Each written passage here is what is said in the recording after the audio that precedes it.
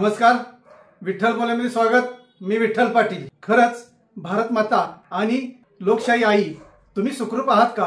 तुम्हाला खरोखर ज्या वेदना होत आहेत त्या आम्हाला लेकरांना जाणवत आहेत। तुझ्या लोकशाहीची जी पामरं आहेत त्यांना खूप काळजी वाटते, अशी आज परिस्थिती निर्माण झाली आहे।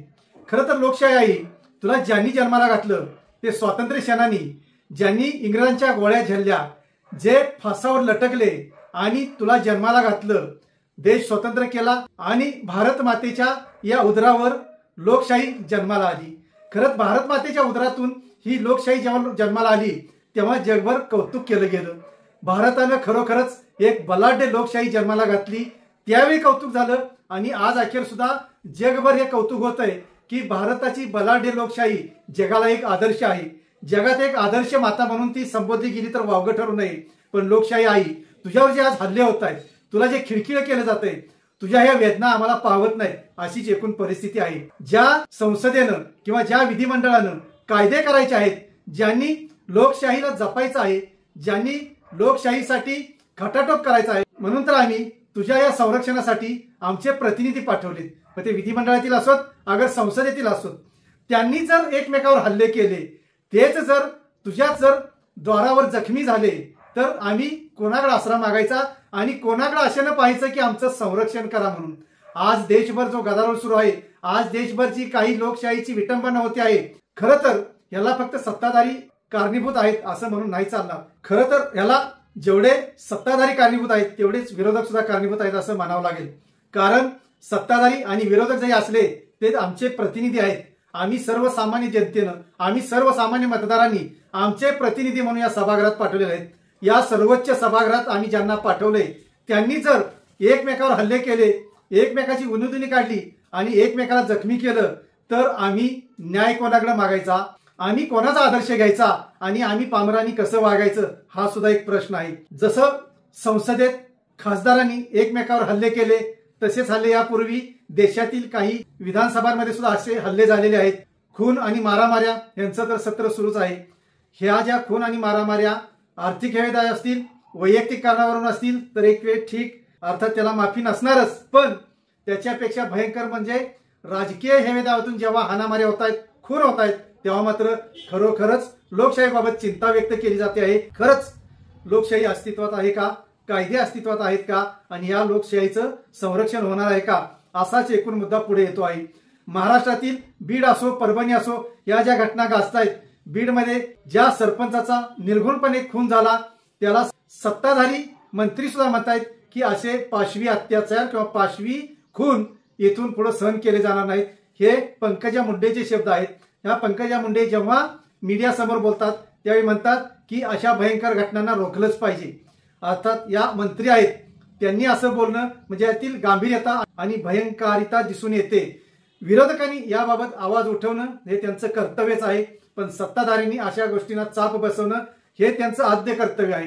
आता आपण लोकशाहीच्या संरक्षणाच्या मुद्द्यावर जर बोलत असताना किंवा आपण या मुद्द्यावर गांभीर्याने चर्चा करत असताना एकच मुद्दा त्यातील स्पष्टपणे आणि प्रकर्षाने जाणवतो, तो म्हणजे संसदेतील कालचा गदारोळ। अर्थात हा गदारोळ खुद्द सभागृहात संसदेत झालेला नाही, पण संसदेबाहेर काँग्रेस आणि भारतीय जनता पार्टीच्या म्हणजेच विरोधक आणि सत्ताधारी खासदारांमध्ये ज्या काही घटना घडलेल्या आहेत त्या निश्चितच चिंता करायला लावणार आहेत।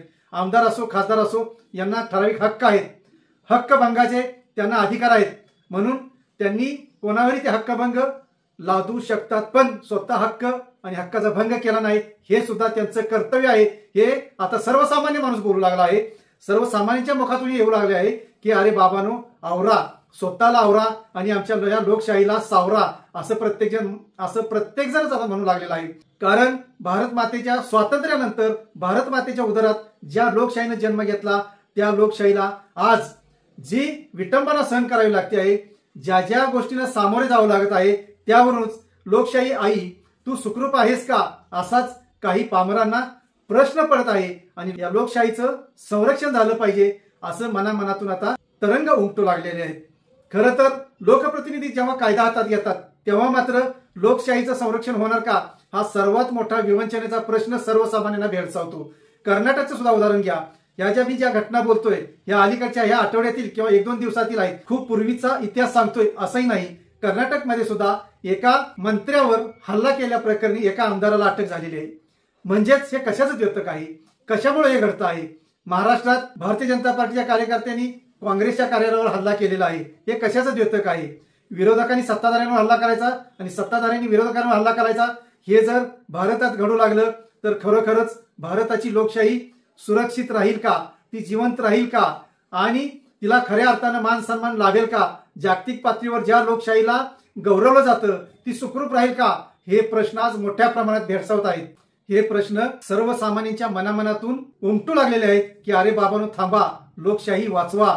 आमचे प्रतिनिधी म्हणून आम्ही तुम्हाला ज्या सभागृहांमध्ये पाठवलं त्या सभागृहात आणि सभागृहाच्या बाहेर सुद्धा अतताईपणा करू नका, शांतपणाने घ्या. ज्या काही घटना लोकशाहीला मारक वाटतायत त्या हाताळत असताना लोकशाही पद्धतीनेच हाताळा, हुकुमशाही पद्धतीने नको, असं सुद्धा जनमानसातून सांगितलं जात आहे.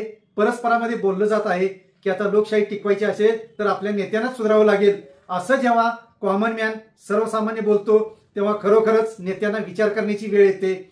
या नेत्यांनी आता स्वतःला सावरलं पाहिजे, स्वतःला आवरलं पाहिजे, स्वतःच्या रागावर नियंत्रण मिळवलं पाहिजे, स्वतःच्या सदसद विवेक बुद्धीचा वापर करून कायदा कसा हाताळला पाहिजे, विरोध कसा केला पाहिजे, सत्ताधाऱ्यांना वटणीवर कसं आणलं पाहिजे हे विरोधकांनी शिकलं पाहिजे. त्याचबरोबर सत्ताधाऱ्यांनी सुद्धा विरोधकांना एवढं आक्रमक अक्राळ विक्राळ रूप धारण करण्याची वेळ का येते याचाही विचार करावा लागणार आहे. कारण देशाचे गृहमंत्री अमित शहा जेव्हा आंबेडकरांबद्दल बोलतात तेव्हा त्यांच्या बोलण्याचा रोख नेमका काय होता हे सुद्धा स्पष्ट झालं पाहिजे. भारतातील प्रत्येक व्यक्तीपर्यंत हे पोहोचलं पाहिजे. अमित शहा बोलले ते खरोखरच विपर्यास बोलले का याचा सुद्धा वरिष्ठांनी, कायदेपंडितांनी आणि सभागृहातील ज्येष्ठ नेत्यांनी सुद्धा अभ्यास केला पाहिजे आणि त्यानंतर मतमतांतर व्यक्त केली पाहिजेत. आंदोलन झालंच पाहिजे. लोकशाहीत आंदोलनाला खूप मोठं महत्व आहे. कारण इंग्रजांना पळवून लावायला आंदोलनच झालं होतं, पण ते आंदोलन अहिंसेच्या मार्गाने यशस्वी होतं हे भारताने जगाला दाखवून दिलं होतं. महात्मा गांधींचा जर आपण आदर्श म्हणून पुढे त्यांची प्रतिमा आणत असू, भारताच्या स्वातंत्र्यासाठी एक योगदान दिलेला महात्मा म्हणून जर जपत असो तर आपण त्यांचं म्हणा, डॉक्टर बाबासाहेब आंबेडकर यांचं म्हणा, सरदार वल्लभभाई पटेल असतील, लाल बहादूर शास्त्री असतील, सुभाषचंद्र बोस असतील, खरं तर नावं घ्यावी किती घ्यावी. आपण स्वातंत्र्यासाठी झटलेल्या झगडलेल्यांची नावं किती घ्यावी. ज्यांनी गोळ्या झेलल्या त्यात कितीतरी अजरामर झालेले आहेत. त्या आत्म्यांना आपण शांती कशी लाभू देणार. फासावर गेलेल्या शहीदांना आपण कोणत्या तोंडानं सांगणार की अरे तुम्ही आम्हाला लोकशाही मिळवून दिली, आमच्या लोकशाहीचा जन्म तुम्ही घालून दिला, ती लोकशाही आज आम्ही सांभाळू शकत नाही. हे किती दुर्दैव आहे.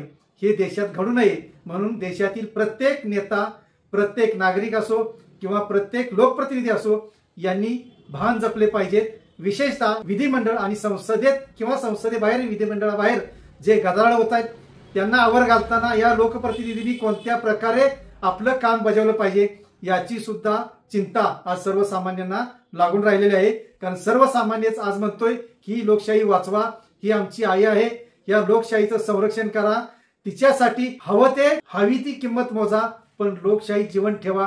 हीच तळमळ प्रत्येक भारतीयाची आहे आणि ही नेत्यांपर्यंत पोहोचणं तितकंच गरजेचं आहे. म्हणूनच प्रत्येक सर्वसामान्य माणूस म्हणतोय की आमच्या नेत्यांनो सावध व्हा आणि लोकशाही जिवंत ठेवा. धन्यवाद. असेच नवनवीन विषय ऐकण्यासाठी लाईक, सबस्क्राईब आणि बेल आयकॉनवरती क्लिक करा.